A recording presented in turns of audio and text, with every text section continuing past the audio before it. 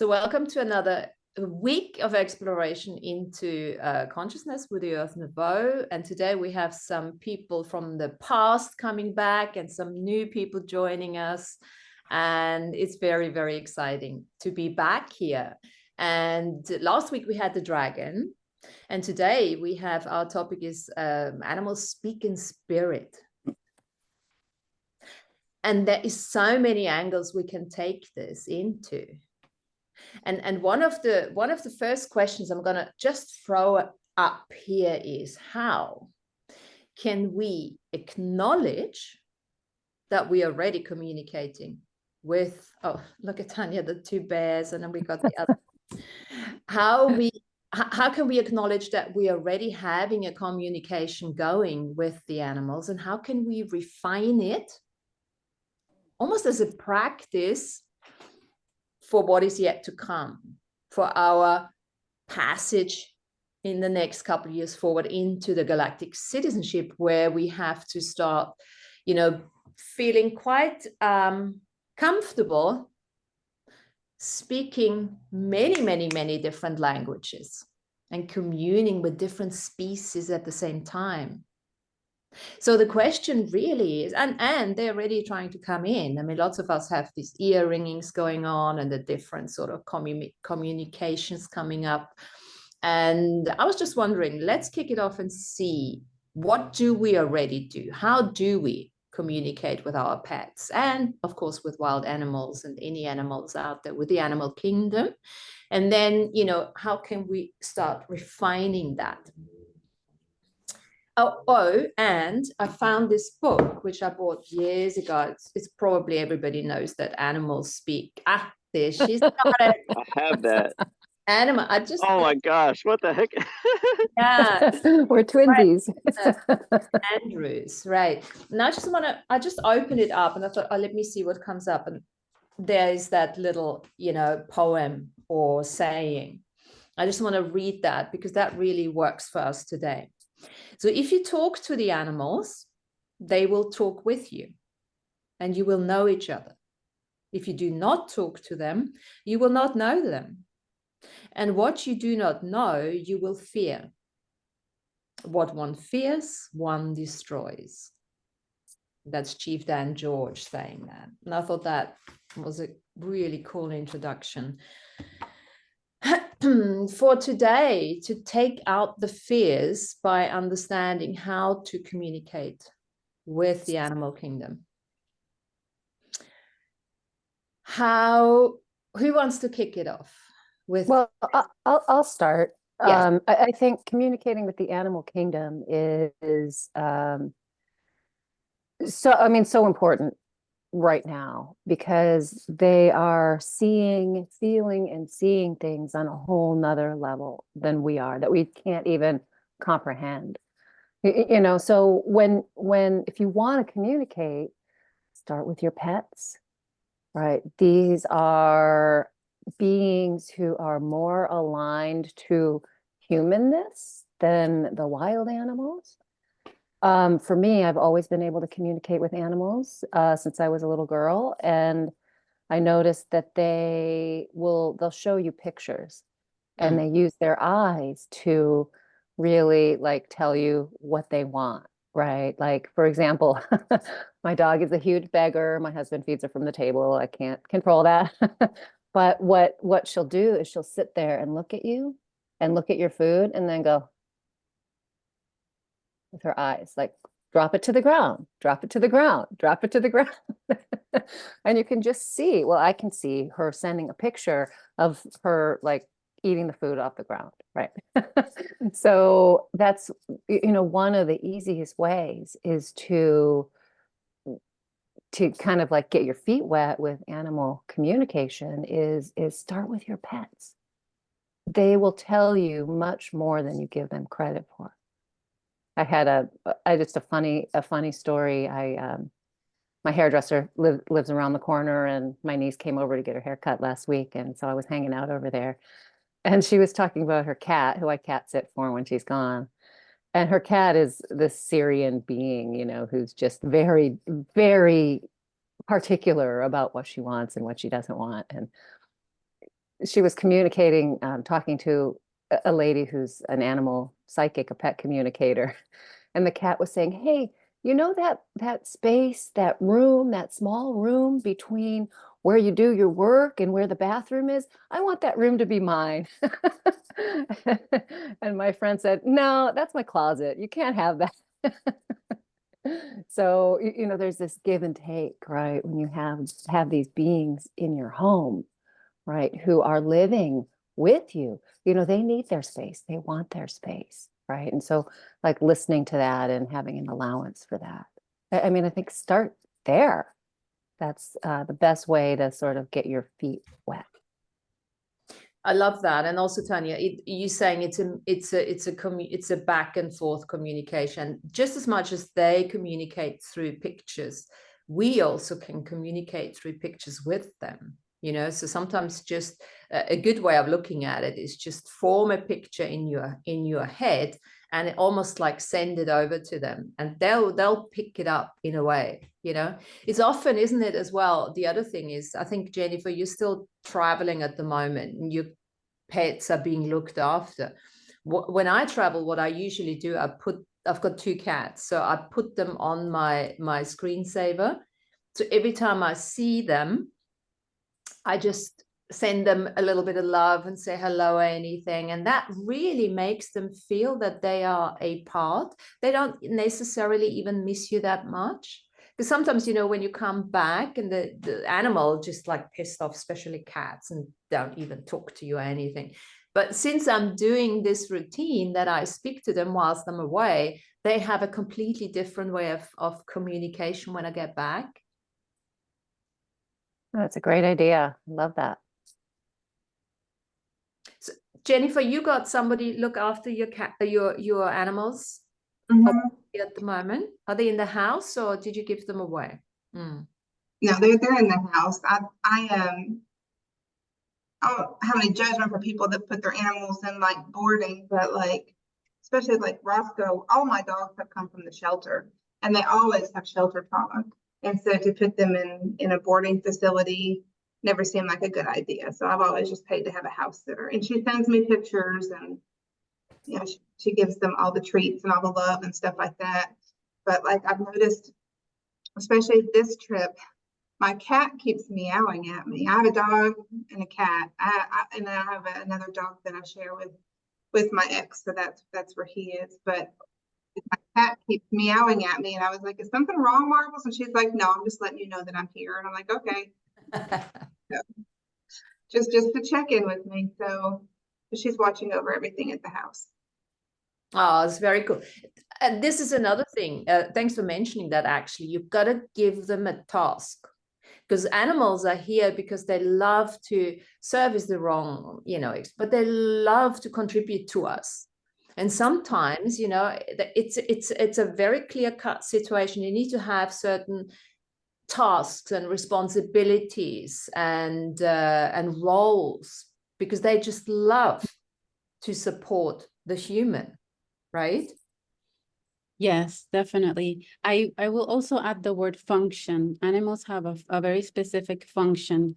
And just to bring it back to the very basics, let's say, like, if there was an animal here in the Zoom room with us, and let's say that we had never talked to this animal before, what I will do is that I will connect spirit to spirit with the animal.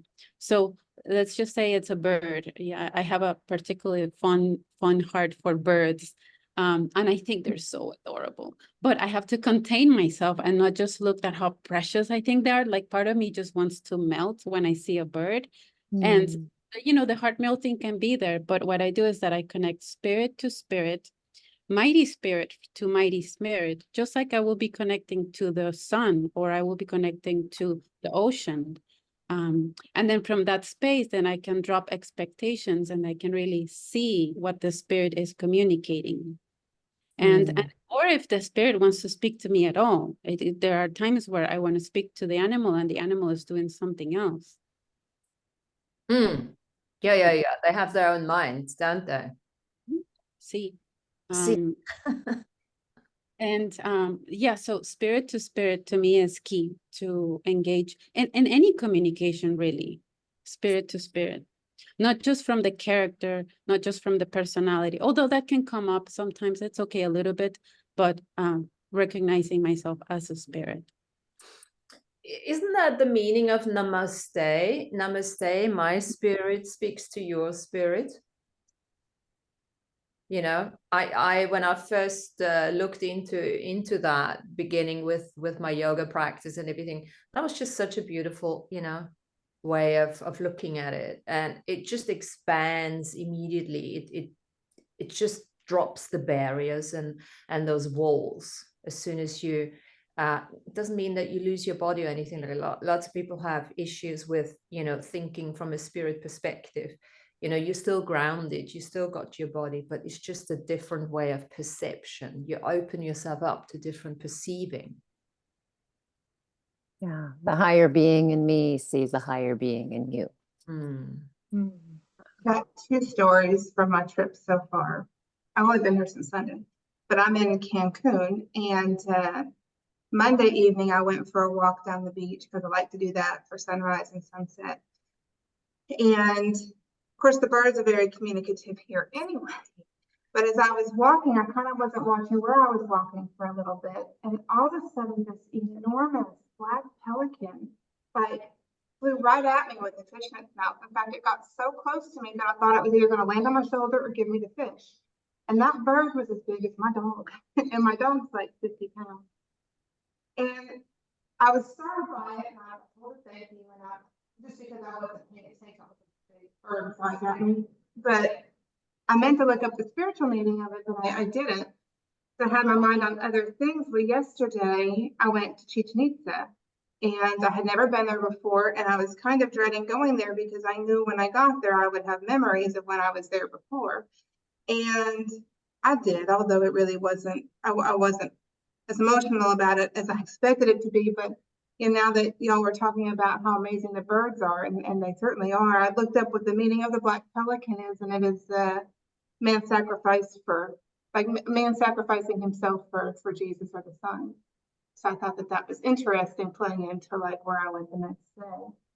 The part of yesterday's excursion also was visiting a cenote, which is like a cave that you go swim in, and meeting with the Mayan shaman.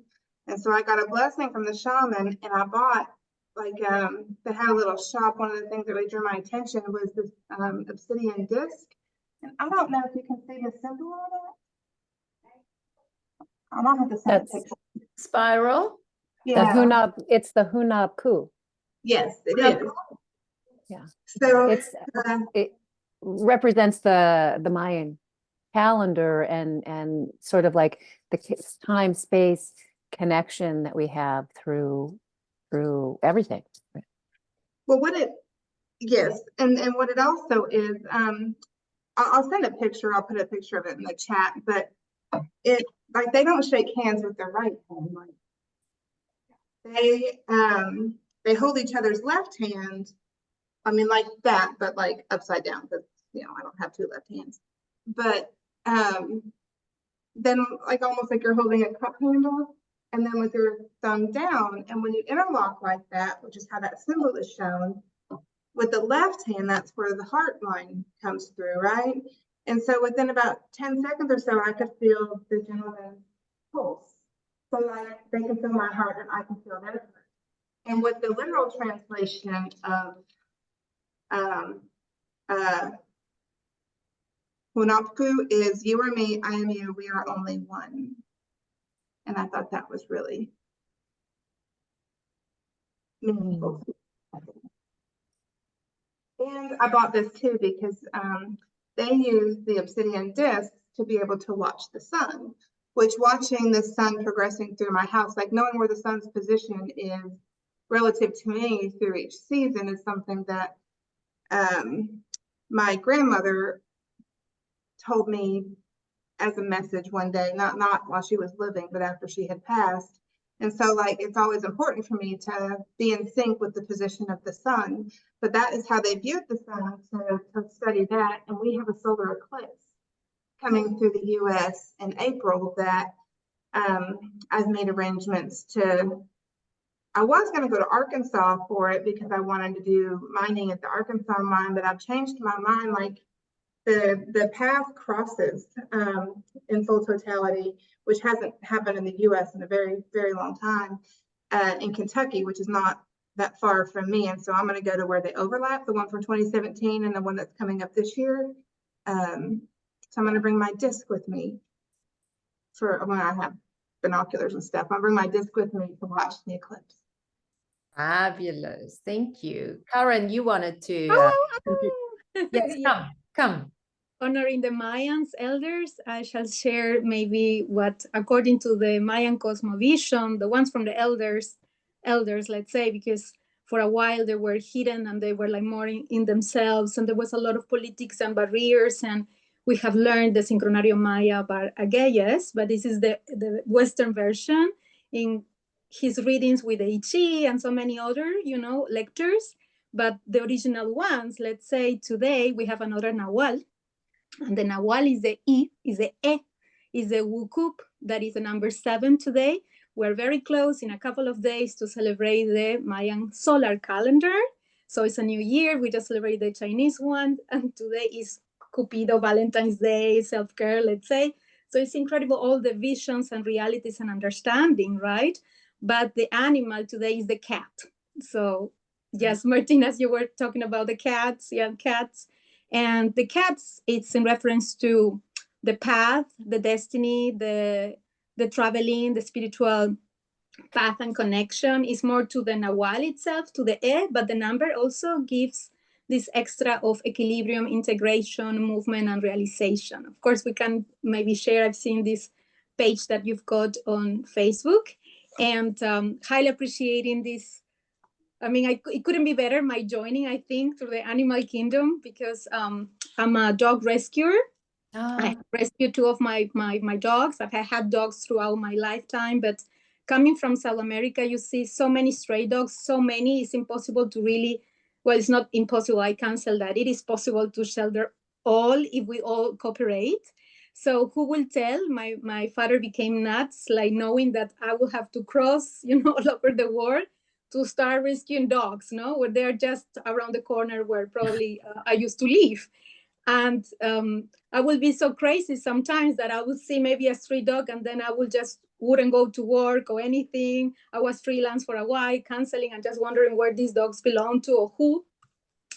And how people integrate the fact like, yeah, if there's stray dogs, I cannot really stop my life and look for the house, especially in terms of many, many cats around. That gladly this area has in community be helping each other and give them food and shelter, so which is nice, which has a contradiction. Now we can receive a fine if we are not part of that community. So you cannot feed any stray cat if you don't belong to that group, or either rescue a dog. So I rescue my dogs before, and otherwise I will receive a fine of 500 euros. I tell you here live, I will never pay it. I will just rescue them myself anyway, and probably so many others, because it is inconceivable, right? Then this comes the hierarchy, I believe, into which, even coming from South America, I say this, like coming from families in which, no, the dog is in the garage, no, the dog is outside, not allowing maybe animals to be with you. And this is not because of allergies or anything else, or restrictions. But now we have seen through the social media a total different concept, in which, yes, we can consider as our children or our, let's say, hermanos menores, that we as hermanos mayores look after them, or not even in this hierarchy, just in this equity that we humans were doing, especially with pets, let's say pets, cats, dogs, a lot of, let's say, genetic experiments, not to mention the changes in their genetics by themselves. That's why we have different breeds.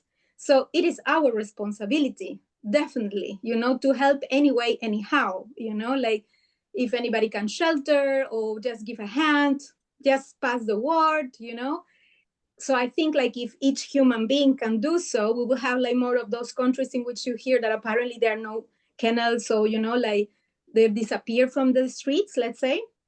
On the other hand, they are also this wild, like they were taken from this areas. So let's say if like the relationship between the dogs and the foxes, like how now we have also honored them in terms of like not also playing with their own systems in terms of processed food, for example, right? So we all human beings have started to eat processed food, also animals and the kibbles, for example, kibbles, no? Las pienso, you call them here.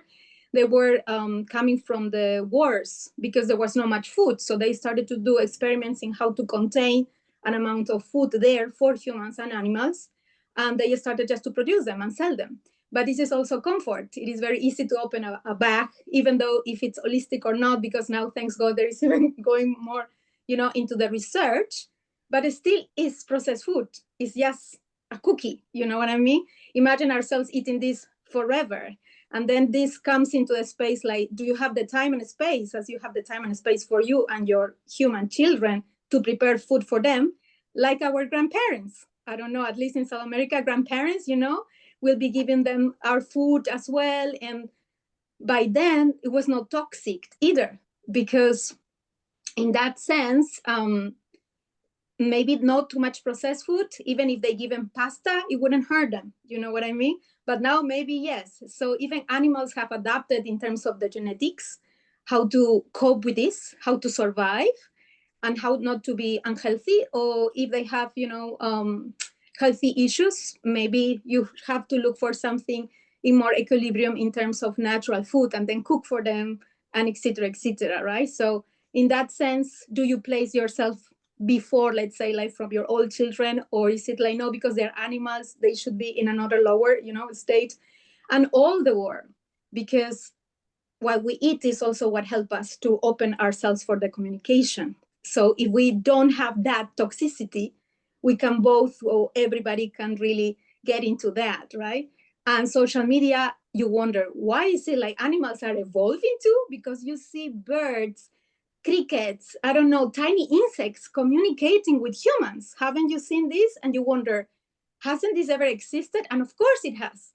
The thing is that we always do, and in the distraction, we never see, right? So it's just amazing how any tiny being is to be honored, is to be respected. And I come from an area maybe where there were a lot of cockroaches and rats, and also this fact of saying, or the doves that say that they contain a lot of, harm, etc. And then there are people rescuing also doves, doves and even rats, and because it is us that drink the shit, let's say, in the war. Or also they become comfortable because they prefer to go under your table where you are in a restaurant to eat just from the crumbs, and not even look for research on their own, because they're also becoming obese, et cetera, not to mention that maybe they don't find anything else. So in this cosmic dance, loves, human souls, animal kingdom, everybody is together.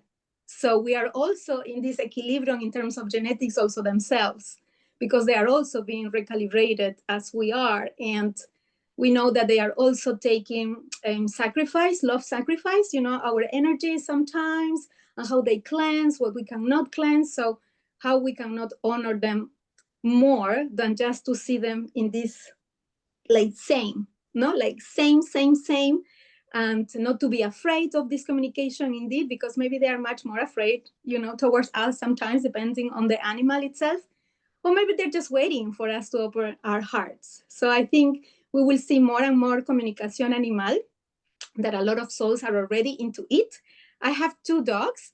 I am not into it. I mean, I'm into it, but I know what they need, what they want, but I mean, I cannot receive like whole messages yet, like in the sense like, oh, if you decide to move, I would like to stay in this house, or et cetera, et cetera. But I think with a bit of training and so on, we can, and just from the glance of their eyes, as Jennifer was saying, I think the eyes, or I don't know, one of you, is just, what else can we say? That just your eyes, expression of our soul, it's like no necessity to say many more things, right? So thank you for that. Probably be continue sharing.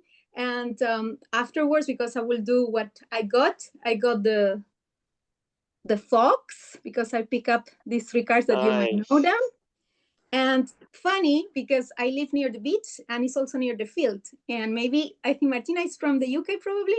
but maybe you see somewhere else squirrels, and here you see just a few. So every time I see a squirrel, oh, it's a message.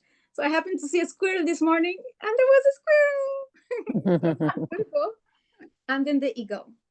That's the eagle. And a friend of mine just happened to be receiving a hawk when she was talking to me on the phone. Also was yesterday by her car, and she was like, oh, a hawk. She lives in the States. And she was like, either a message for me or for you. It was not the hawk, it was the eagle. But anyway, so thank you. Fantastic. Thank you. Thank you. Wow, there's a lot in it what you're just saying. And so as you kept talking, for me, it was like, oh, she could be talking about humans now, not about animals, right? Because there is such a interconnection going on more and more and more. And this is what I said early on. Maybe the question is, how is our communication changing as we are really coming together more as a community? And definitely no hierarchy between the animal kingdom or the human kingdom.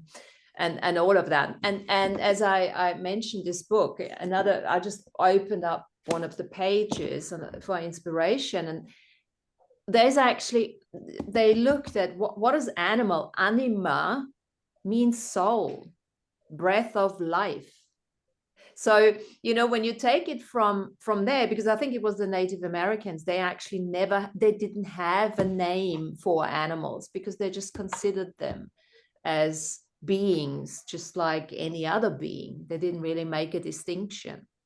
And then when you look at the free animals, right, like what Karen was saying, the free anima is the free soul, the free breath of life that is not controlled by anyone, and certainly not by human. Yes, there is the predator prey, but that is a natural selection, right?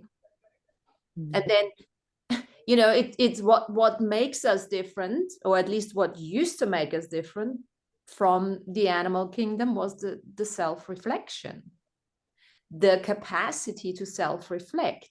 And if you think the human kingdom, is it a curse or is it actually a gift, that kind of self-reflection? But I think that could even be a different show. But you know what I mean?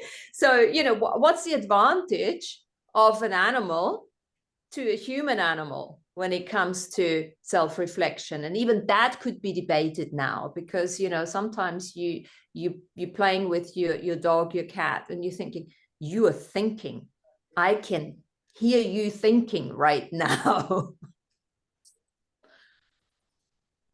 Amazing. Yeah, it's so interesting. What I dropped in the chat, there's on the History Channel here in the States, there's a show that's called The Food That Built America.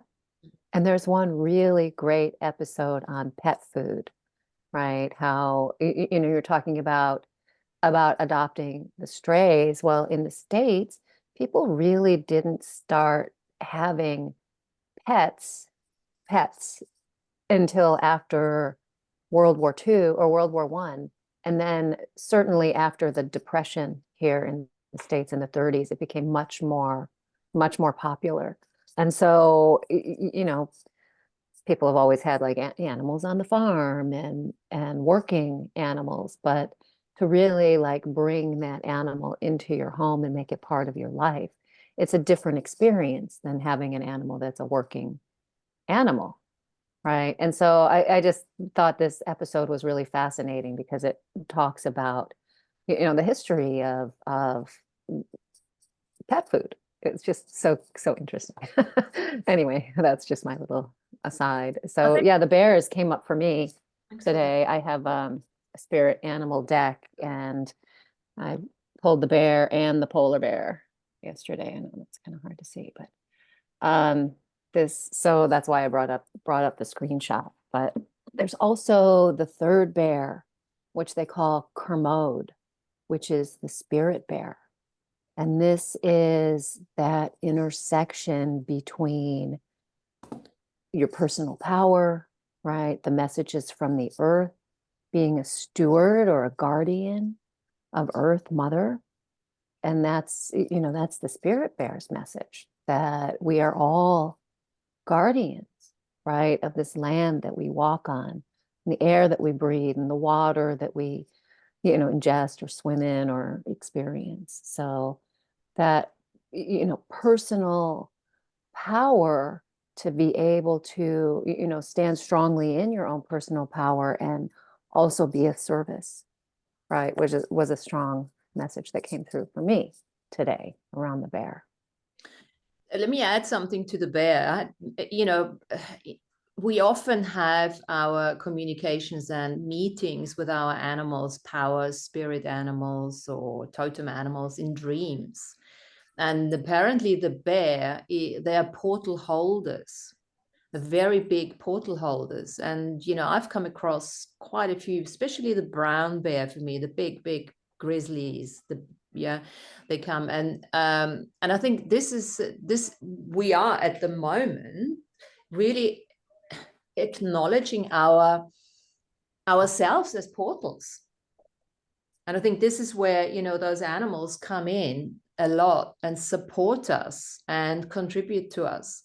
And, and then, of course, at some stage, we've got to ask ourselves the question, there is actually no difference. What qualities are those animals showing us of ourselves? And every time, this is the spirit and the totem animals, whatever animal you're meeting and new is they usually come to you to just show you the mirror of the qualities and the karma, as we were talking about traumas and everything, that you are dealing with at that particular time on your journey. And we've got quite a few people here who have rescue dogs, right? And rescue animals. And the question now goes out to you, with regards to trauma, how do you help your animals and then there's a reciprocity in that contribution.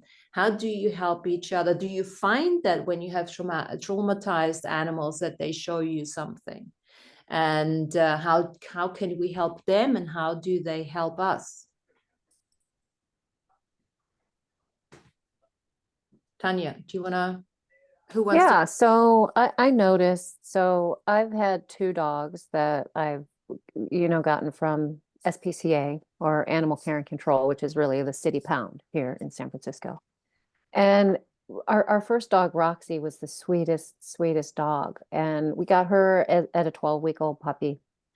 And I like to get the young dogs because they're easier to train, right? But Roxy and her brother were in the pound for 4 weeks being treated for ringworm. So between the time they're 8 weeks old and they're 12 weeks old. And we got our dog now, Kiki, when she was 8 weeks old.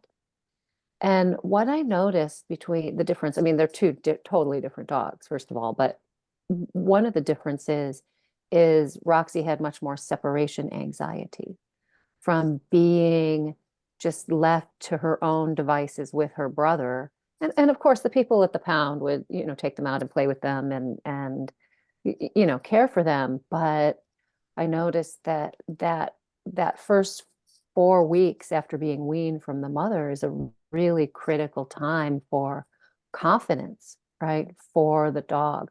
My dog Kiki, she's much more confident and doesn't have that separation anxiety like Roxy had. So, I think giving them a safe place, right, to be seen, and also creating consistency is a really great way to, to help them know that they're safe and secure, right? You've got your little bed, you've got your den, you get your regular meals, so just creating, here's what I expect from you when we're on our walk, right?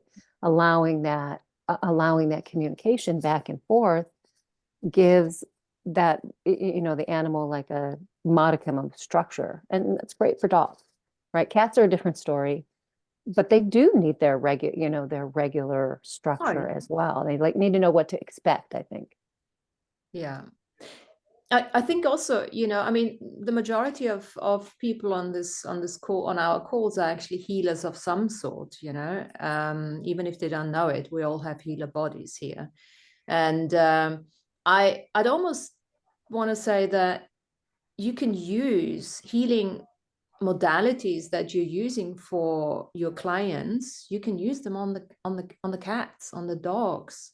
You know, when you have a cat that shows you anxiety, or a dog, I mean, you can literally talk to them about fear and talk to them, who does it belong to, where did you pick it up?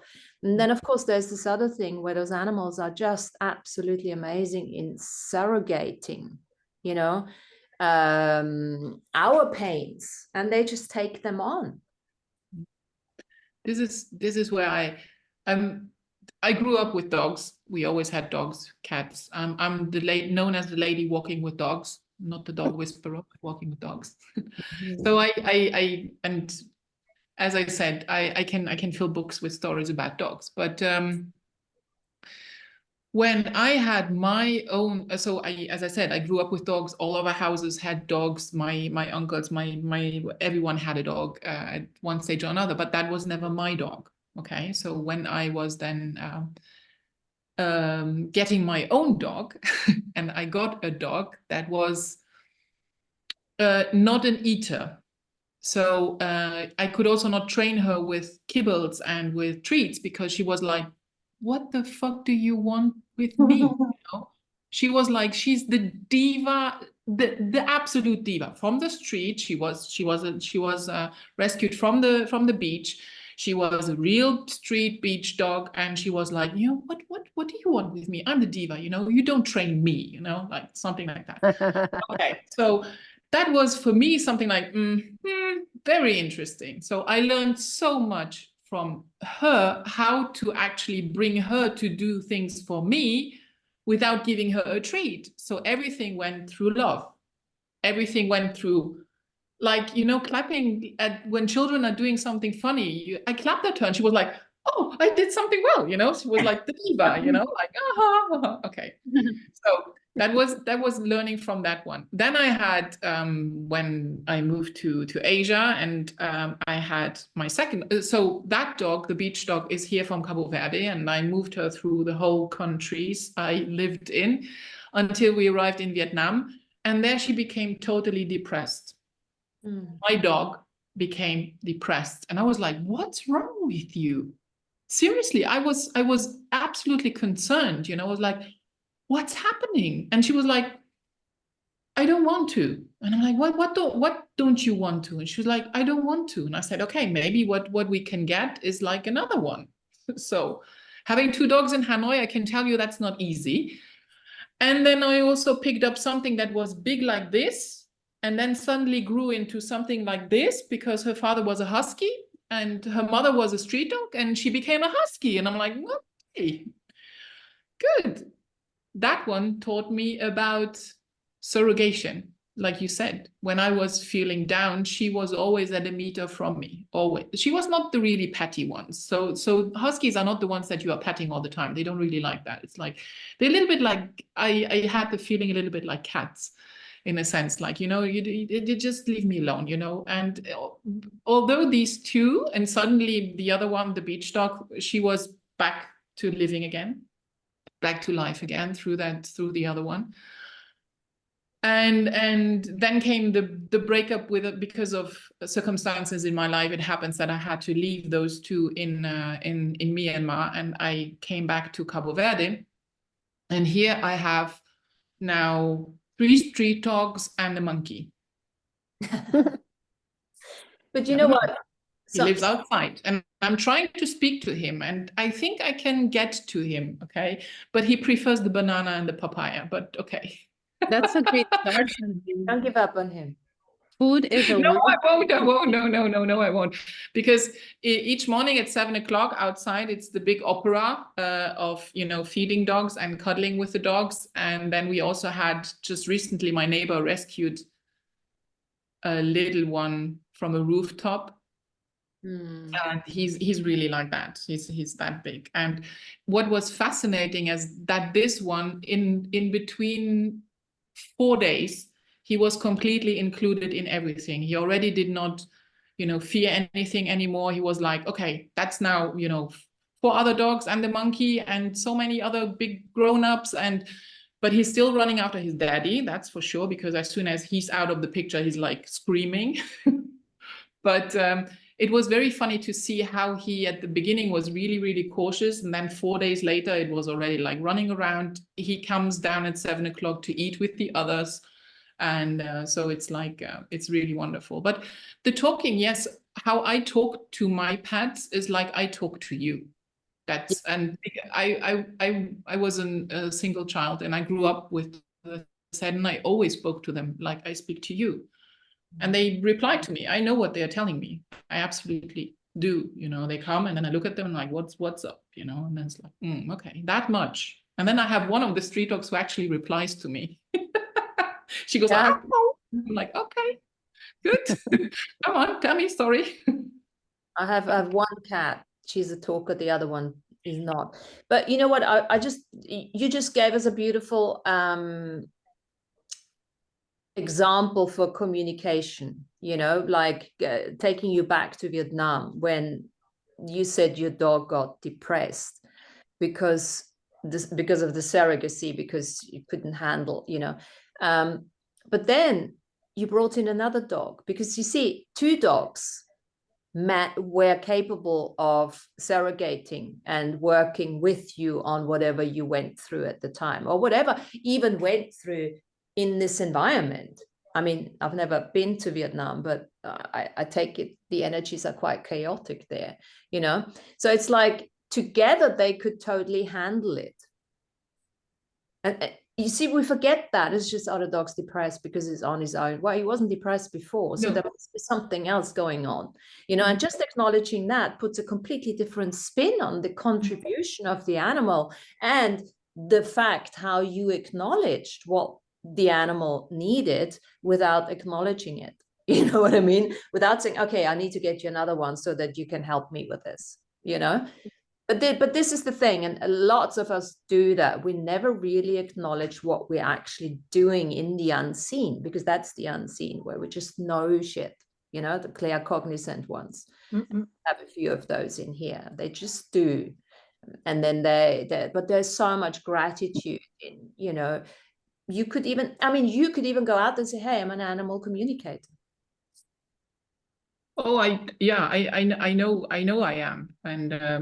And because with the monkey, it's with the monkey, it was very funny. I noticed that when I'm alone, so now because we have the little puppy, we are more people in the morning, you know, at 7 o'clock outside. So the other dogs, they know us as well, so they are not afraid. But Chico, so the monkey, he's taking his banana, he's rushing off on the other side of the street back to his lamppost. That's usually where he eats. But when I was alone with him a couple of months ago, where it was very quiet in the morning, he actually kept on sitting on top of the wall where I'm putting the bananas on. And that gave me the sign that he already kind of like, he knows that I'm not doing him anything. I'm always talking to him, and he gets his banana first before everybody else, because then he can come and grab it. And he kind of like sat there, although with his back turned, in a sense like, okay, I'm still need to observe what is going on, but in a sense like, okay, I feel comfortable here, I can sit here and eat. And because we had a lot of visitors and still have, and now the puppy, he's going back again to his lamppost where he's eating the banana. So now I wonder when it will take a couple of times. Bye, Carolina. Bye, Carolina. Thanks for coming in. Yeah, thanks, Sandrine. And I think, you know, this is like, you know, what are the animals showing us? Different species, different communities coming together in unification, working together, not fighting. You know, it's like, I've got a cat at the moment. We call him White Paws because he's got 4 white paws. And he's absolutely adorable. So he comes through the cat flap, uninvited, of course. You know, my 2 cats are not super happy about this. Goes to the food, you know, bowl, just eats, helps himself, and just, you know, is totally non-violent. So my cat's trying to, you know, I mean, they're trying to do a little of meow, meow, but you know, it's not really working. And he just doesn't care at all. And I'm absolutely loving this because he's showing them the non-violence. He just sits there, you know, and does nothing until he leaves again. And I can already see, this has been going on for 2 weeks now. I can already see how they're backing off more and more and more. It's not going to take long, and he's just going to come in and out and do his thing, you know. Mhm. And it's like I said to them, I said, look, we are unifying as a species. This is for you guys to get on board, you know. And this is exactly, you know, when we start communicating, we can go beyond the fear. We can get to know each other. And go ahead. No, I was just going to say, what better place to start than animals? And then obviously we talk to the plants and we talk to the minerals, like lots of people do here already, you know. And then we talk to the interdimensionals, and it's all the same. It's all different kind of communication, but it's an openness, a willingness, a playfulness, right?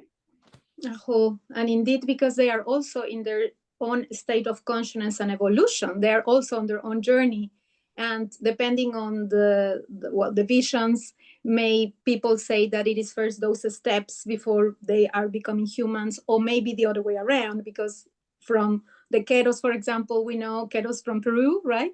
We know that the Apus, the montañas, are also just a human reincarnation that decided to become a montaña in this time. You know what I mean? So in the end, it could also be, yes, your cat could also be that. You could be it could be your cousin, let's say. I just feel fascinated if it is your cousin, indeed, your cousin or an elder, you know. And why not? In that sense, we all have our own truth, or we are all getting to know just a little fractal of the whole truth all around the globe, you know, in this understanding of why we are here. So if so, imagine the possibilities of that communication. Those are mine, Miley and Flashy. Yours. To work. They agree. To work. That's what I was saying. Bye-bye. They agree. Yeah, and let's see if they allow me to talk a little bit. Is it too loud? I have the door closed. Oh, no. Okay, great. So they are also asking for help in this togetherness to become a community. Again, thanks to the social media, we see like mamas, for example, dog mamas asking for help when their puppies are somewhere, you know, that they need to be found, and they go and look for a human being, you know. It's just amazing. And not only dogs, it could be also other tiny animals, and they do it. Ducks, you know, birds, when they need to cross the roads. It's just incredible. And through the pandemia, let's say, we started to see them indeed going out, right? And also being there like, wow, this is what we could do, and we can embody, you know, if as human beings we're around, you know, but we are all in this dance together. And that's why we know the dolphins and the whales are doing so much beautiful work, you know, for the sustain of the energies. And in that sense, I think we are at that moment. I think we are at this moment in which all the realms can communicate indeed. And we just have to open our hearts a little bit more, our ears, see. And yeah, y ya está. I think we are just in the right moment, because yes, who hasn't received these messages indeed? Me, myself, even though I'm from Peru, I haven't received any medicina through any plant, just from my own alignments. And yes, I've gotten the jaguar, the puma, the panther, you know, most of the time, in my case, felinos, and who will tell that I will rescue dogs, you know what I mean? But there are so many messages from our ancestors too. If you think about all the tribus, they will always represent in all the war, in all the globe, missions and empowerment through animals all the time, no? So if you want to empower courage, no? So the puma, and they will even then, let's say if they hunted them, to put, you know, the skin of them to feel that, no? So it's always a representation, in this theatrical or not, but feeling of that energy, no? The identity. And then they became also in identities in, let's say Kali or Krishna, you know what I mean? So then in human, and also we have human animals, right? If we know from other, you know, realms, that also in the cosmic world we have the puma, the lion ones, and so on, and the birds, etc. In the cosmic, let's say from the masters ascended or souls that are there sustaining, let's say. So I think they are here, they've been here forever. They are here even in the underworld, you know, and in Agartha, let's say. And we will be there having this capacity more and more of not seeing any difference at all, you know, like, yeah, we have a flesh of human, but then I will have a flesh of a mosquito, you know, buzzing and annoying everybody, let's say. And yeah, so I think it is 100 possibilities in this, and in which we can all elevate together what Gaia actually needs, you know, because Gaia is also a reincarnation, they say, and a spirit. They say a princess, I don't know if you know about it, and I don't know, it's the 84 reincarnation, if so. And if so, I would like to believe that, you know, like how honorable to do it, and to have us all together in here, no? So, and about how we can help, I've got those two. They are enormous. That's why I was trying to keep my pace speaking, but I was just glad not to be too much distracted by them. They are just my very beautiful hooligans, let's say, who will tell that instead of just rescuing just a tiny, quiet one, yes, it was a PPP, that's what they call it here, like potential dog, you know, like it's an American Staffordshire. There's a lot of restrictions and laws here. And that's the one I found, that's the one I care. And yes, he had a lot of issues in terms of, for example, socializing in his case, because he was trained for something else. He was very young anyway, 8 months.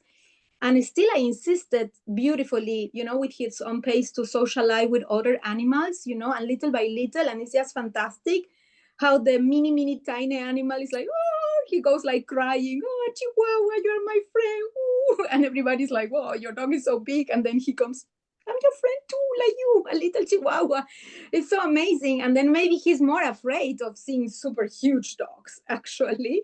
I don't know, he may feel like they're more, I don't know, stronger or whatever in his mind.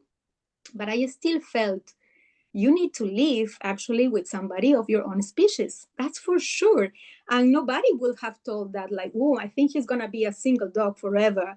And I said, no, I'm sure that in the universe it will come. And yes, I was wishing also for somebody else to rescue. And then she came, and it was I listened to Sandrine, and I was just remembering my own path, like the tryings, the many, you know, circumstances. Yes, I've got a scar here, here as well, you know, but it's part of it, no? So me coming as an actress and performer, so I resigned 10 years of my lifetime just to look after them, you know, like for the training, for the sustain. And on top of that, they've been diagnosed with stomach issues, IBD, intestine bowel disease. So that's why we were training with acupuncture, with Ayurveda, with Chinese medicine, cooking for them. So it's like all my life is just for them. And I was like, that's also part of my mission of life. You know, we're always in this mission of life, because maybe if I end up talking to some other art workers, they are like, oh, but you surrender your life for animals. You know what I mean? But have I? You know, like when you have a child, have I? Or a brother and a sister, or a mother that gets sick and suddenly needs your help, you know? So I just wanted to share that indeed there is always a way of how you can even consolidate themselves to be and live in harmony, but patience, love, tenderness, also like a mama, you know, like also what you need to be in guidance for. And yes, so I just wanted to add that. Thank you, Karen. And let me add something to this with regards to your IBS dogs, with, you know, solar plexus, and think in human terms. And you obviously, sounds like you're covering everything, but let's just remember one thing: dogs can also have difficulties digesting information because of they're taking on, be this now from traumatic experiences, or just they're just being, you know, very open to them. And dogs can also pick up entities, and that can very much affect your solar plexus there. So maybe that's something you can add. You can do a little bit of entity clearing with them. Yes, we have been cleansing the house when when there was a point that they will vomit blood and poo blood even. So we did a whole cleansing in the house as well, and with crystals and with Reiki and energies and recalibration quantum energies from sisters of mine that could provide it, and they stopped actually the tests. I pay for the test, blood tests, and that sister told me, watch out, you're gonna pay for nothing, because after this they're gonna come changed. But I had scheduled that and it couldn't be changed. Guess what? Then they totally changed, and the doctors couldn't understand it, and they were like, I apologize. I think this is wrong. And I was saying, no, I know it's right. And since then, it's been more than 5 years. Everything has shifted so much. And now they are elders, actually, almost 10 years. And let's say they will always be young. And but yes, definitely, like ourselves. Yes, I totally hear you. And sometimes we even tend to forget. But yes. And with animals in particular, you may find that you can actually see them.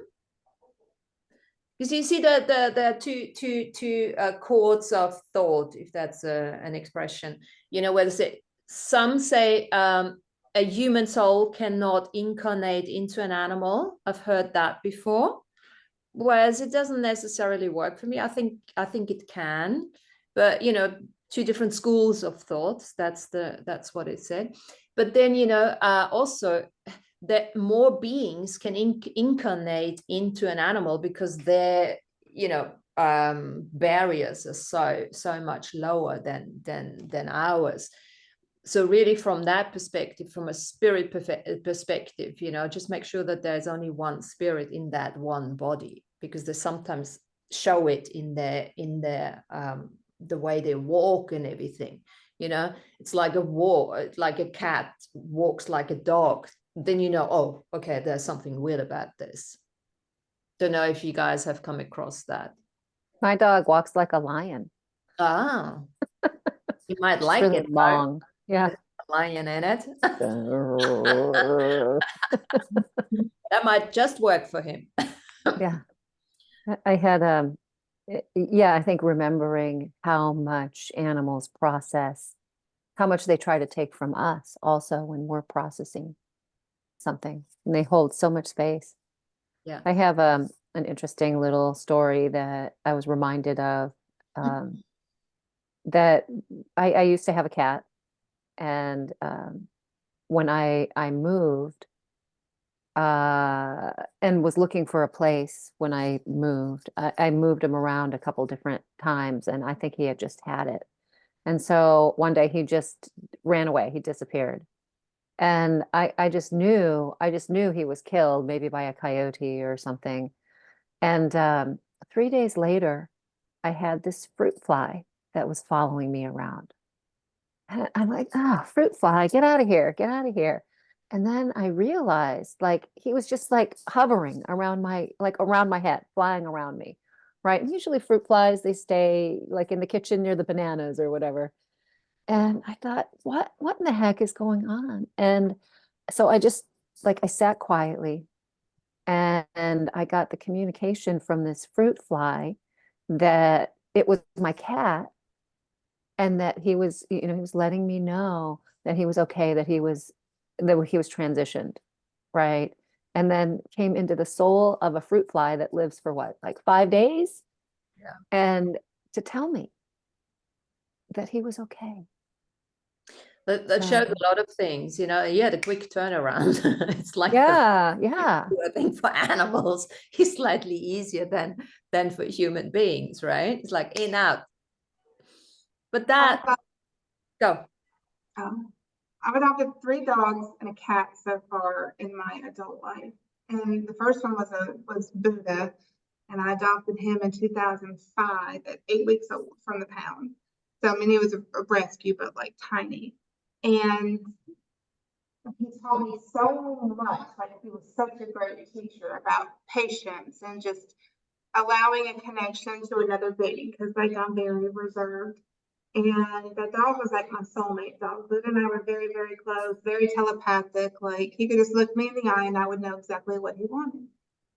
And I remember thinking, like, as he was a puppy, how hard it was raising a puppy. I understand it because like the other puppies that we had growing up were so easy. And then I realized that like my mom trained them while we were at school.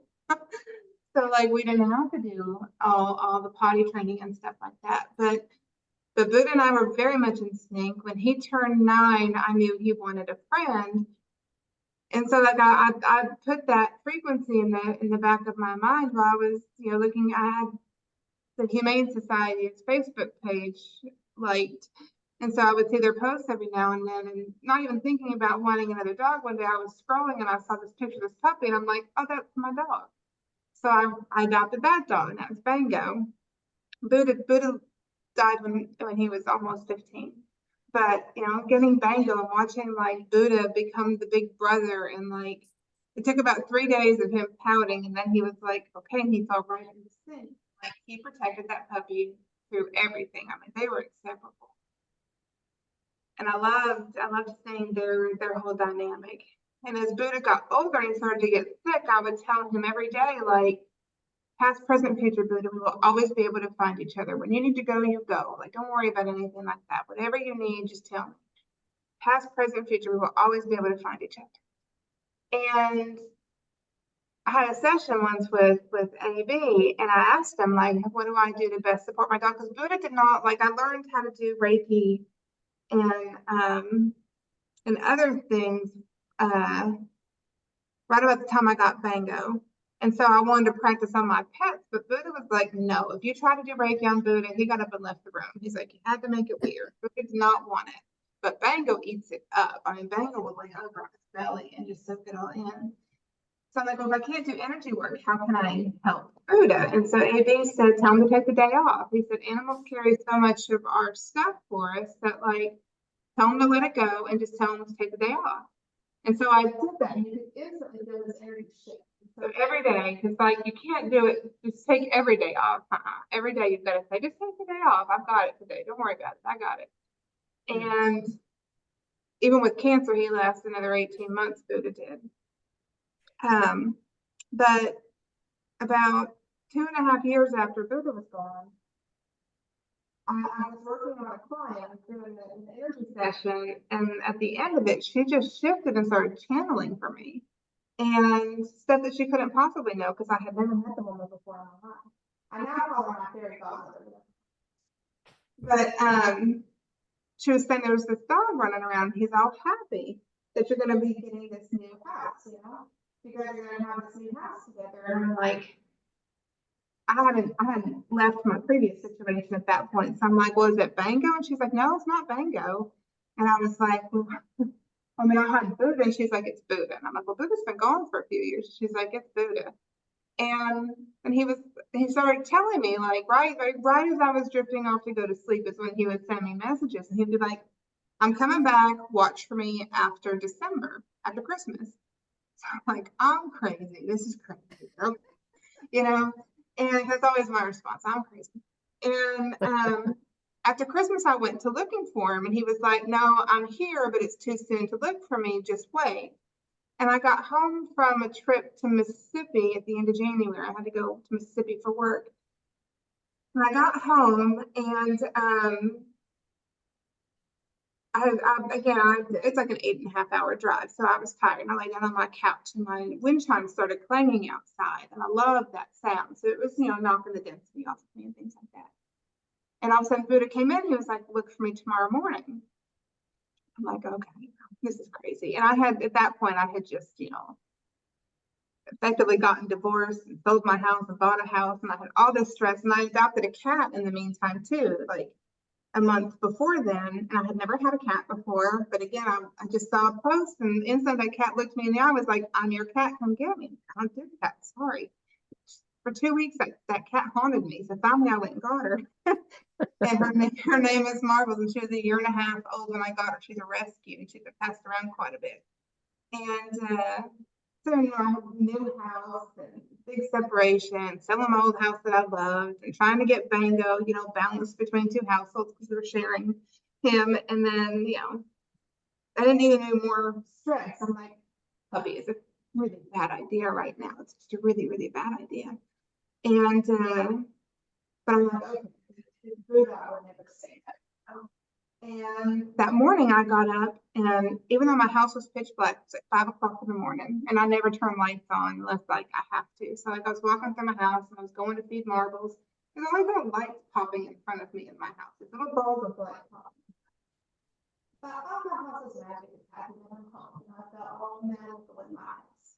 And I was Sorry, Jen, I don't want to interrupt you, but you're back. You're losing your sound. Stay at the microphone. Sorry. Balls of light that were popping at me walking through my house, just like little balls in the air popping at me with all the lights on off in the house. And I go in my front bedroom where I do my yoga every morning, and it was cloudy. It was about to rain. There's no street lights in my neighborhood. There were no cars out. And when I came up in a sun salutation, shooting star went across the sky. I'm like, okay, that was nice. Thank you.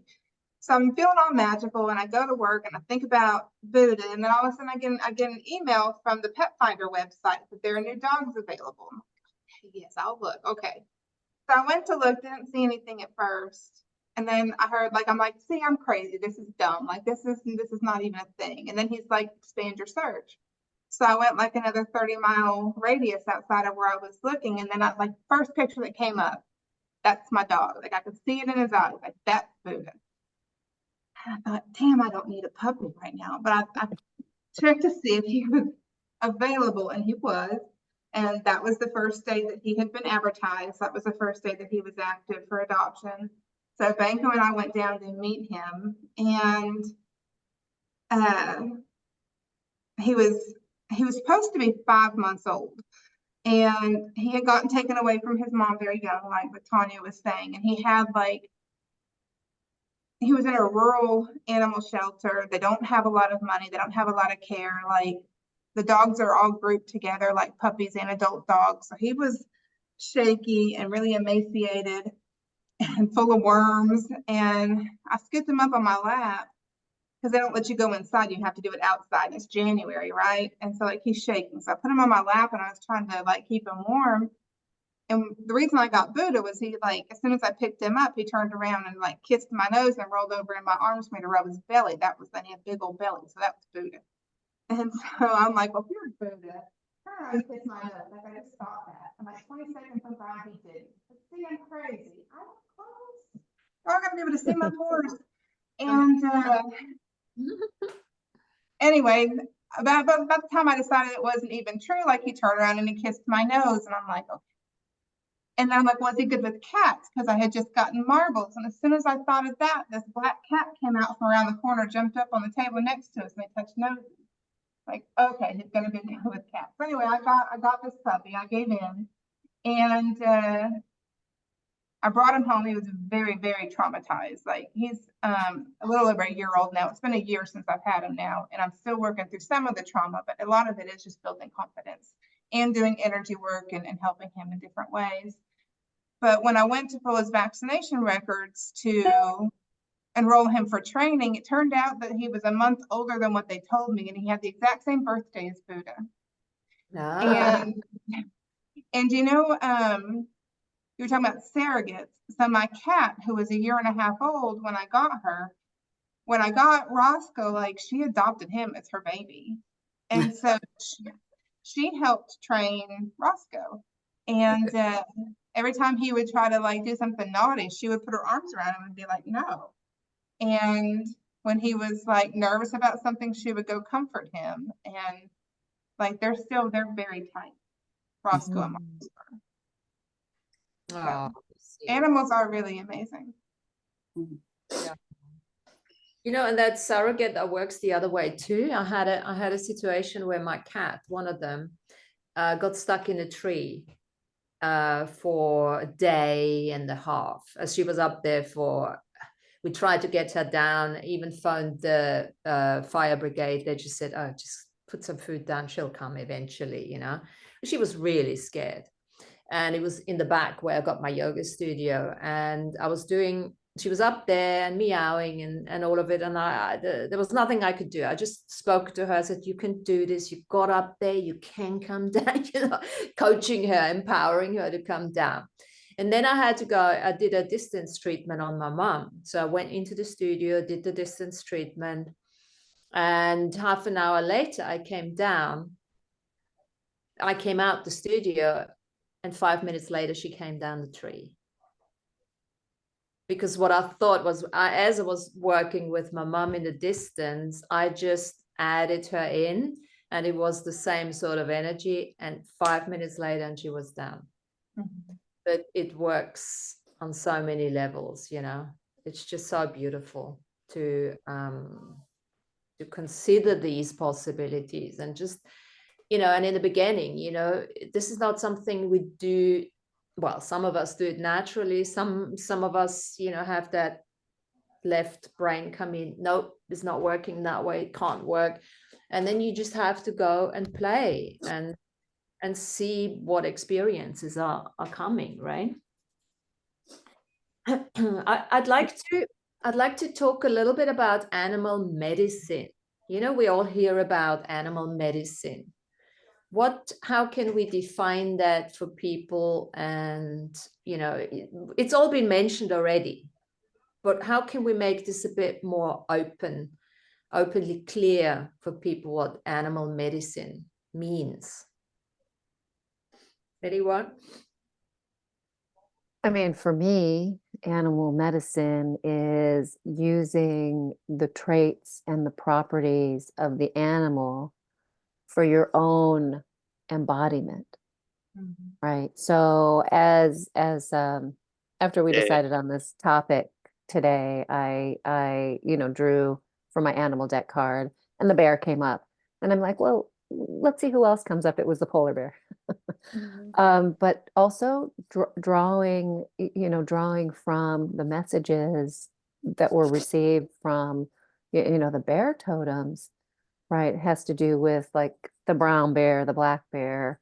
It's about introspection, right? So, for me, that's one of the things that I'm just doing naturally in my journey right now, being more introspective about, sort of collating and planning what's next for me on my journey.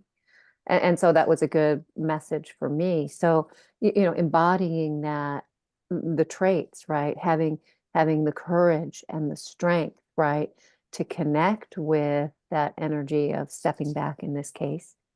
So, to me, that's medicine. Like, what are the traits of the animal that's coming up for you? Like Karin brought up the eagle, right? So what does the eagle do? The eagle flies above everything, right? So it's like getting that distance, getting that view, that wide view, but also having the strength to be grounded and then bring that energy down to ground. So it's a fascinating journey when we allow just even the energies. Like you look at a bear and you see like a giant strength, right? Muscles rippling, and a giant animal. It's like that animal has so much presence. It's like, now how can I bring that and integrate that presence into me, into my journey? Yeah. Which is why I have the water buffaloes. So since my time in Asia, I came to really appreciate the frequencies and vibrations that I get from water buffaloes. They, you think like they are so complacent, and they can be like 2 tons, huge animals. They're actually very, very sensible. And they impregnate very, very quickly to one child. So one child in the village, that is then the herd's boy. So then he needs to remain with that herd until maybe some other the front, so the main cow, or the main cow of the herd impregnates on one of the herd boys, and then he needs to remain with her, because then they are leading the herd. And maybe you can switch around, but usually it's always the same person that needs to guide them. And that is really interesting. And they are very sensitive and sensible animals, but they can become, they are huge and full of power. So for me, the water buffalo always, and every time I also see this picture here, and every time I see water buffaloes, even as a little, I had from the Vietnamese water puppet theater. I have one wooden buffalo. It's still in Asia, but and I had it always on my mantelpiece, you know. And as soon as I came home from a very stressful day, and when I said hello to my dogs, but as soon as I saw this water buffalo, you know, like this head a little bit going like this, because that was a moving puppet, I felt just like, you know. So for me, the water buffaloes are the ones that are grounding me back again and bringing, you know, the calmness and this the you know, the feeling and the sensations, and although being so big and so tall, they can be very, very sensitive and very sensual about what is happening around them. So yeah, which is why I have the picture of them today. Thank you. Let's actually run through everyone. Karen, you're next. Let me go from the top. Yes, I just wanted to share with Sandrine that I just happened to receive a song called Buffalo. So I'll share it also. So beautiful from a band, I think from the States, folk, mountain, man, it's called, and they are ladies. So didn't know there were water buffaloes, if there's a difference from land buffaloes. So thank you for that. And mentioning the eagle, Tanya, the eagle in this tiny message says, these are these cards that you may know them more than me, I guess. These ones that are mostly very popular from Jamie Sands and Jamie Sands. Yay. And it says, eagle, fly high, touch the great spirit, share your medicine, touch me, honor me. So therefore, I can also get to know you. So, aho. And I was wondering through our sharing, indeed, just if we mention in another Zoom call, probably those other intergalactic souls that also embody these shapes. I mean, they are, you know, lions, birds, felinos, you know, and also from Egypt, we know, we see it, you know, everywhere. What if also ourselves, if we get into the point of the mini fractals of our spirit in this reincarnation and the other spaces in dimensions, that we are also all those animals, you know what I mean? Right now, at this very moment, also communicating with the older kingdom. So if you allow me, saying that if we are this human animal, if you just allow me to chant very, very tiny, this is the dear woman. And dear, D-E-E-R, if I say it correctly. I'll share also in the Facebook maybe page. And well, just translate it very briefly for you, so then you can get, first I sing it in Espanol, so you just feel the frequency of it. And this says, I hope my dogs allow me, if not, they will be the band behind. ¿Qué mujer eres tú? Que guarda el sol en su vientre. ¿Qué mujer eres tú? Mujer serpiente, mujer venado, águila mujer, mujer jaguar, mujer, mujer, corazón moreno, con un signo de luz, y tu vientre gestando al sol, mujer lucero, mujer venado.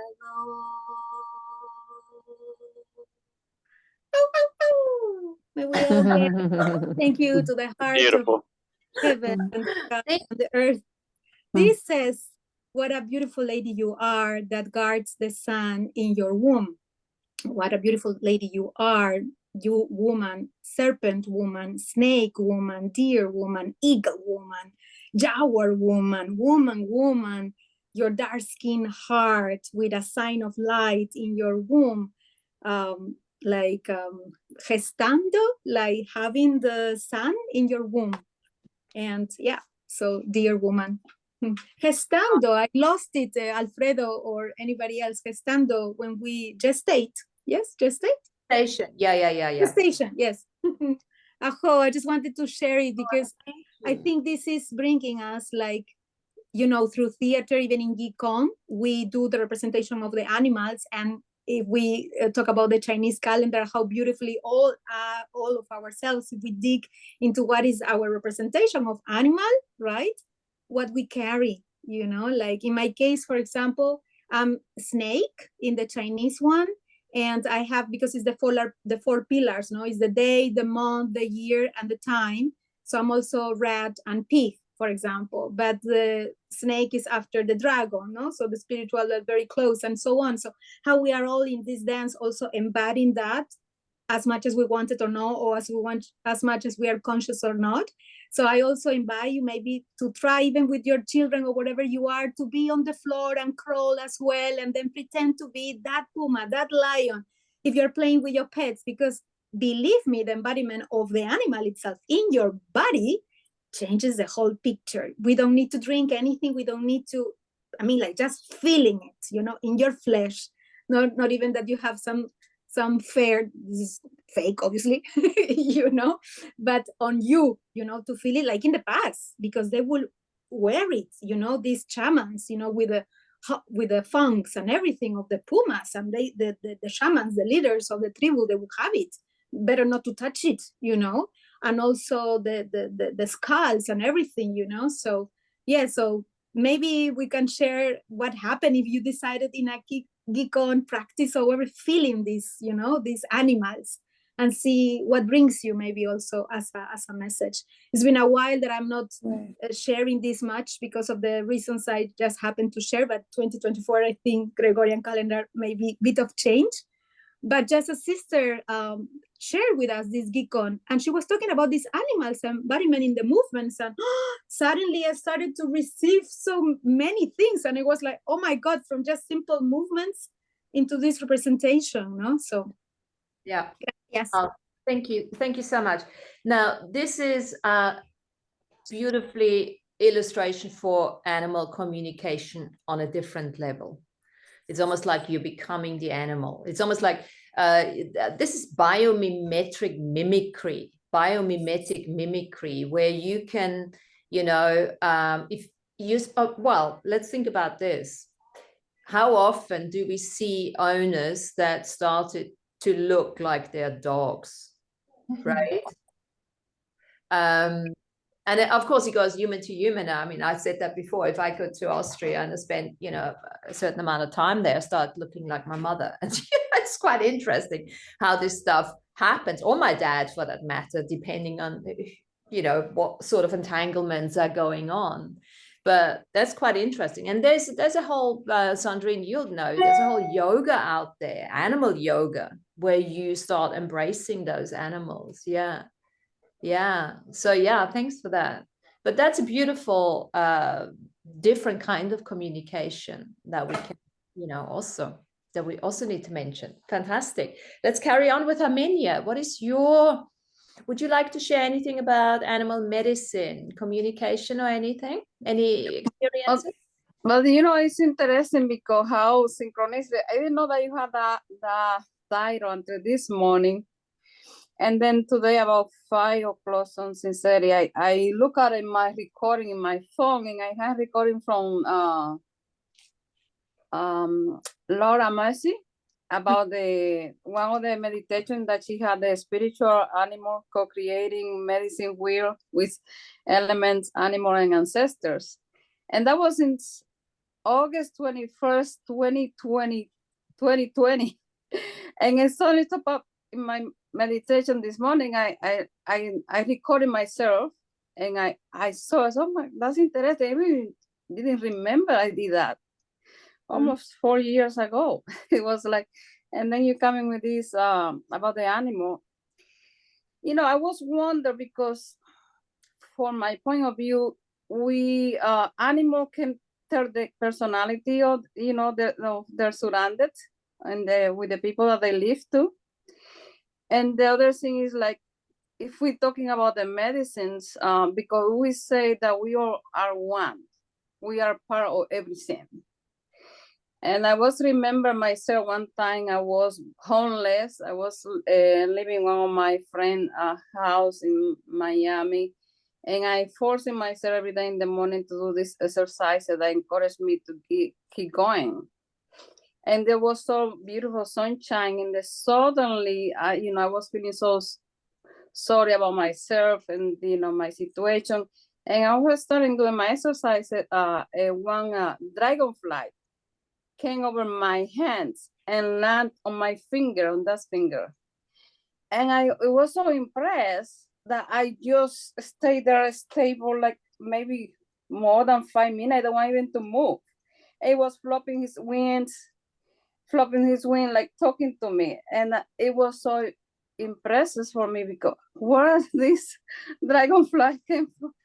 And in that morning, I was feeling very down. It was like suddenly from the universe came this message to me for comfort. It's tiny little flying beings came to my finger to give me that comfort.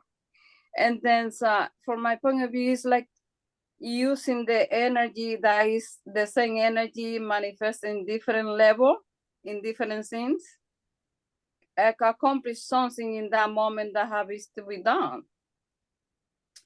And I remember one time I was in Mount Shasta, we slept in the mountains, so we were coming down. I was so tired. And I visualized the energy of the buffalo to give me the strength to be able to go down to the distance that we still had to walk. And then I felt this strength energy over my body. And when I got there down, everybody was just really behind. And I couldn't, they told me, where in the world you got that energy to get down here so fast? And I would have to wait almost 45, 50 minutes for everybody to coming down. I was already resting. And it's like for me, well, for what Tanya was talking about this morning when I was doing the meditation from Laura, the animal that more came to my presence this morning was the bird, with the bird. And it was a huge bird, and then in front of me, because it was like give me that comfort that I need right now in this moment that I'm processing in my life a few stuff, but I need that extra strength energy on me to comfort me, to regenerate my energy. And it's like and the way I see it, if I working with the ego, sometimes I feel the winds, my arm become the ego's wings, and I can feel it because I cannot even move my arm because I feel it's just the winds is moving in my arm. And it's for me, it's like what is the moment that is be needed, and what I'm using in the moment, or what is the support that I'm receiving that sometimes I even didn't know. Because I shared with Amy last year, there was a moth that came to my window, and it was a night, but the bumping in my window was so hard that I called my daughter. I said, do you hear that noise outside? I said, man, and she was no patient with me. I said, there is a sound there in the window. It was somebody bumping in the window. And when she looked at it, she didn't see anything. I was, concerning, then I went on the back, in the front of the house and looked on the side. It was a moth, it was a green moth bumping in the window. And when I took a video just to confirm myself, if you see that video, you can see the face. It's like a being that is manifested in that level of consciousness. I don't know what, maybe bring a message to me. I don't know, to remind me something, but it's the way I see it. It's not like a particular animal. It's the way, like maybe what I need in the moment, that it can be manifested. The sound of the bird, there's like a particular bird that I love so much. When I hear the sound, when I go, it's like transforming. But it's in that moment of that experience. And that's for me, just to dedicate it to one thing. Then it's not like some people love animal. I go to a place, there's dog, cat, they coming to me as soon as coming in.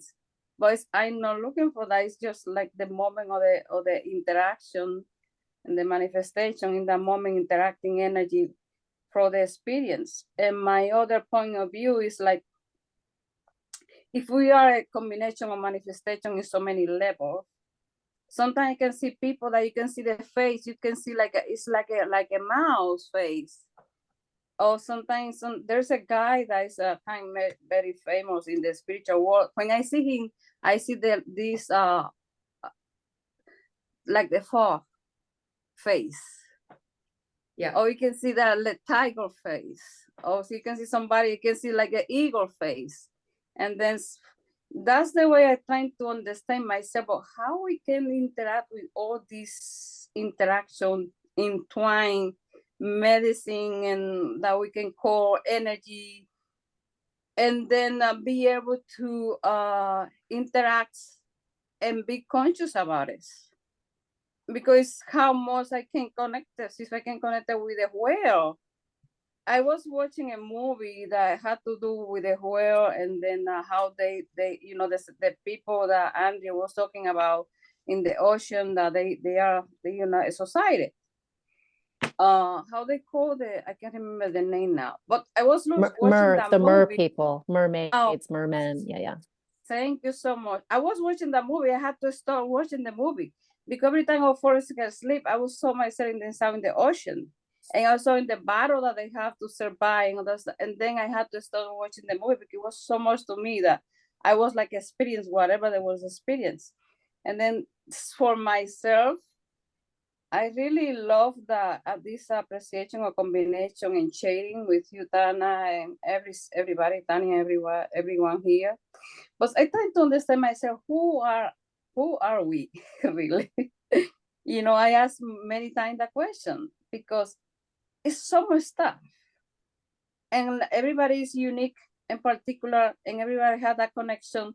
And really, how much we can do that we don't know. And that's one of my question mark for myself, for my life experience with so much stuff that I have experienced. That sometimes like I have experience with a snake, but it was like a monster snake. It was my body was a snake. And then how we can navigate all these convolutions in life. It's like, fascinating at the same time, but it's like a wonder the whole time. That's the way I really see it. It's not, chatting with the dogs, with the cats, is interaction, interconnection. Then the cat adapt the personality of people. I see people in the street walking with a dog. I can see the face of the dog in the face of the people in the dog. And then how the dog walk, I can see how the owner of the dog it is. How we can interact with all these things. It's like, that's my question, I guess. Well, let me answer the question. Not that we can answer it really, but the idea is that our senses beyond our 6 senses, beyond our 5 senses, are really starting to switch on as the veil's starting to lift and coming down, and all these different images, residual images that people have had different lifetimes. You're starting to see the different lifetimes, who these people have been in different lifetimes, because literally it's all stored in our DNA. It's in the cells, in the atoms, right? And it's all coming out. It's in the animal, because we've been animals too, and the qualities of the animal. And this is such a great exercise anyone can do. Any animal that you like, write down the qualities, because you will find them within you. Whatever you can see, you can be. Otherwise, you wouldn't see it. That's a good beginning, because you can be more than you can't see, but start with what you can see and be that first.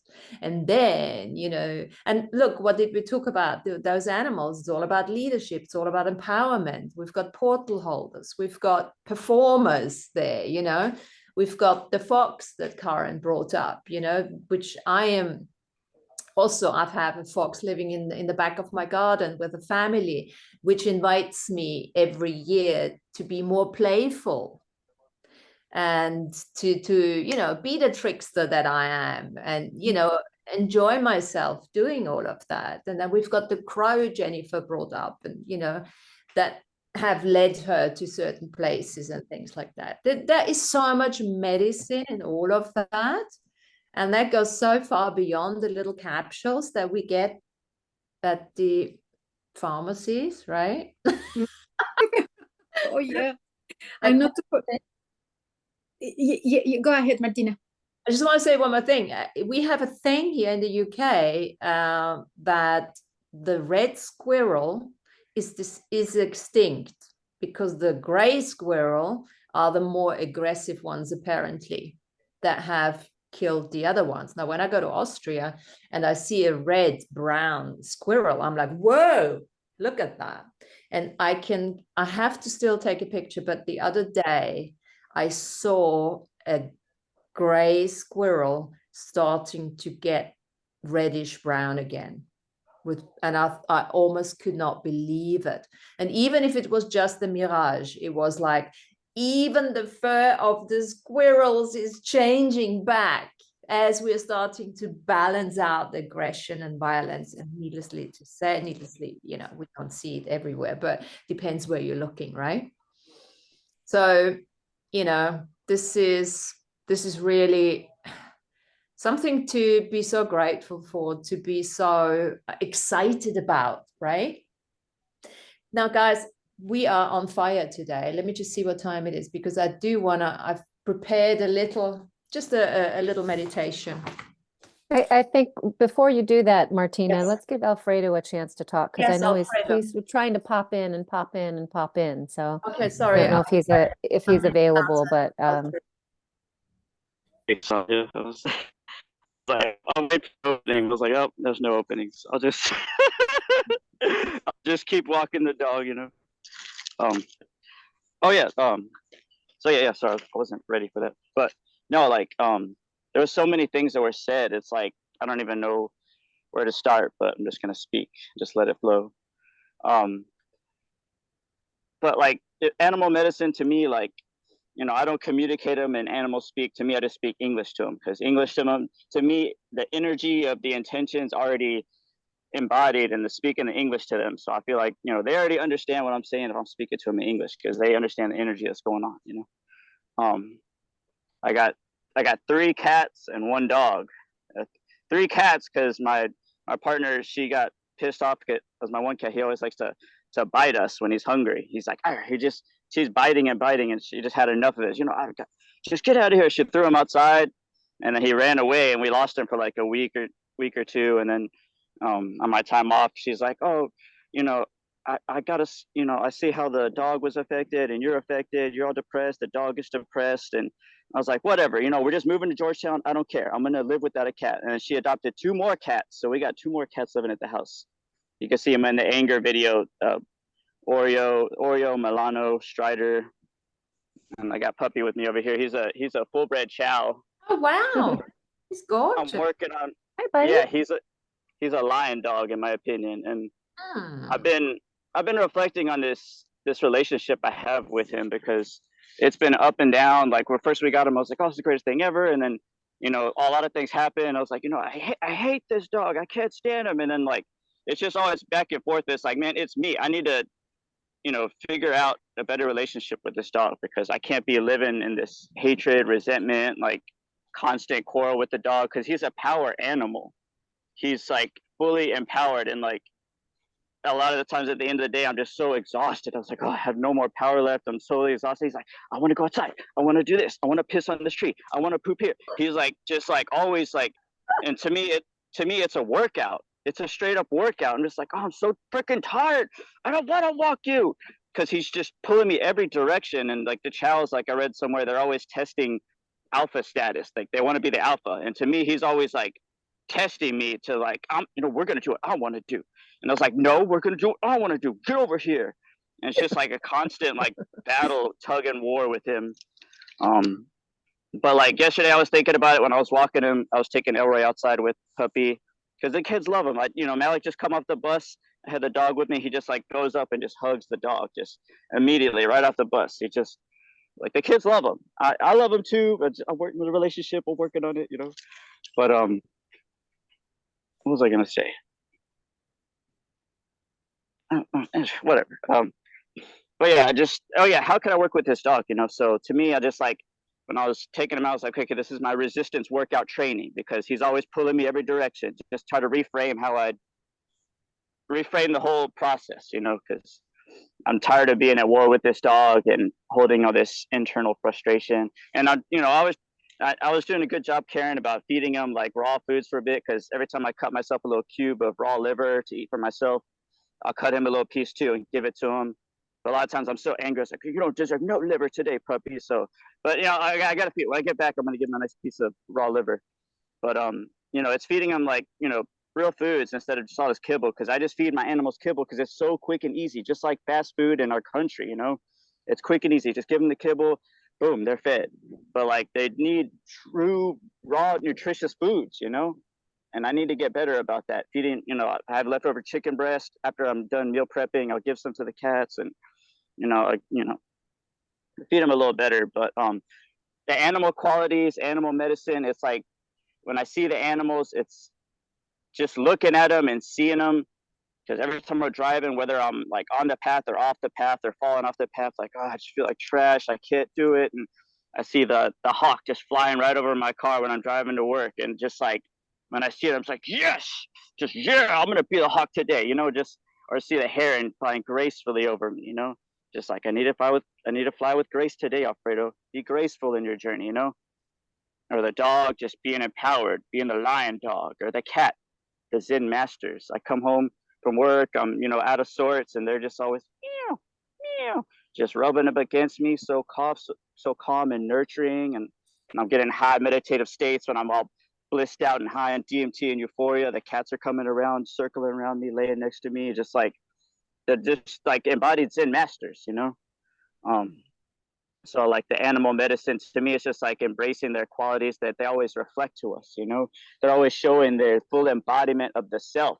They're fully embodying themselves, you know. And just when I see that, I internally just like pick up that trait, you know, just like, yeah, we're just gonna be chill, just like Oreo. We're just gonna just be chill as can be, you know. That's my little rant on the animal medicines, you know. I love this conversation. It's been cool. Thank you. And I appreciate being here. Happy Valentine's Day. Oh, thank you. Happy Valentine's Day. Yes. Y'all are amazing, powerful women, and I'm grateful to be able to be in this gathering, you know. I was thinking about, Alfredo, like, you're the king between where the the queens. minute? Alfredo, you're the king between the queens. It seems like, I'm like, where are the males at? Okay. It's like, I know Sean Baby's running a business. That man is super busy. But where are the other men at? I'm the only man. I was like, yeah, whatever. I'm still here. And we're super grateful that you are. We're super grateful that you are. Mm-hmm. I just want to, Jennifer, thank you, Alfredo, for sharing. Jennifer, do you want to share what you said? And then we have Karen raising her hand. Sure, I just wanted Yeah, to, just share. It's better that way. Let's share. I know you were pressed for time, so I thought I would just type No. it. Finish the sharing, and I throw the meditation in on the Facebook page, and you can do it by yourself. Well, I love what Karen was saying, and I love the chant for the dear woman, because yesterday I had my Mayan chart read, and my Mayan month is monic, which the meaning of that spiritual power starts with dear, and the lady called me dear woman, so that was really synchronistic there. And in terms of what animal has been giving me medicine lately and has really been supporting me, I've had two. I've had a snake behind me that has been like, you know, doing its wiggle thing. And when I look back at it, he just says activated. So I'm like, okay, thank you. You let me know when you're done, right? And Karen was talking about dancing like the snake. And I've also had a raven that has been holding court behind me since July. And when he talks to me, he says, I'm a raven, not a crow. Like, he's very specific. I think that's funny. And then Martina was talking about the red squirrels, and I have very specific memories of being embodied, like being incarnated as a red squirrel. And when I first looked at that lifetime, like I looked down at my hands and I saw these tiny little hands, and I could see like the red fur and my tree, and how much I loved that tree and how playful that life was. And like, there was no fear of death. There was no fear of anything. It was just pure enjoyment. And I had so much love and respect for that body. And so like that past life memory is very special to me, because I loved that incarnation as a little red squirrel. So glad I made it before they went away. Anyway. Doesn't she look now, as you say it, you look a little bit like a squirrel, doesn't she? I can see the squirrel come through the cheeky little shed. Yeah. Climb at the trees. Oh. Thank you. Thanks, Jen. Karen, you got your hand raised. Oh, we can't hear you. You're muted. You're muted. A big apapacho I wanted to give first to Alfredo, because I think now coming in here, in my case, it would be the 5th, because I think I've already listened to 4 of your recordings. So imagine just catching up with you all. So I felt like I was already in this like before, even though you couldn't see me, but I was there. I was like, you cannot see me, but because you cannot see me, that doesn't mean that I don't exist. So funny, this analogy. So I was in my walks with my pups when I was listening to Alfredo and all the circumstance in one of the calls with his dog. So I know all that. And I just wanted to hug him dearly when he was talking about all the mirrors and the, the insights and the battles and how Sandrine was responding, and, from her experience also with the dog. So now listening to him live, let's say, so beautiful, man. And yes, go for it. And I just saw in him now, all of us, we put him a face. It was so beautiful.